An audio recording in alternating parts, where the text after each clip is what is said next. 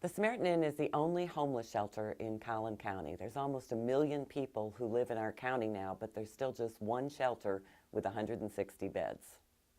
I think that people would be surprised at who comes to the Samaritan Inn. I think that there's an image, a stereotype that people have of an old guy with a beard under a bridge and a sign that says, "We'll work for food." That is not who we see on a daily basis. We see people who've experienced long-term unemployment. They've lost their jobs, they've burned through their unemployment benefits, they've burned through their savings, they've hit up every friend and family member they have, and they're simply out of options. There have been nights at the Samaritan Inn where every head of household had a college degree. This is episodic homelessness. Never in a million years expected it would happen to them. 30% of our population is typically children under the age of 12. And so what that means is 11 school buses show up at the shelter every single morning to pick the kids up for school.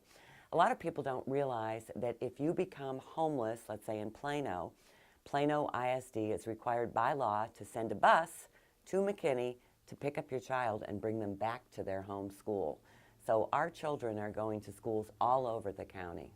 Homelessness is absolutely increasing, and the fastest growing number in the homeless population is families. So that's who we see most often, mom, dad, and 2.5 children. The statistics indicate that this trend is going to continue. In fact, I recently heard that if you're 50 years old and you lose your job, it will take you an average of 23 months to find a new job. And there are not too many families that can survive for almost 2 years without income. So yes, homelessness is increasing, especially for families. So the Samaritan Inn is taking care of 160 people every day, and people regularly in the community say, well, what do you need?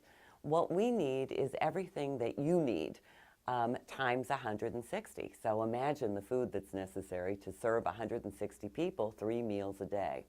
Canned food drives are essential to keep our pantry stocked and our people fed. And thanks to Allegiance, our pantry is never empty.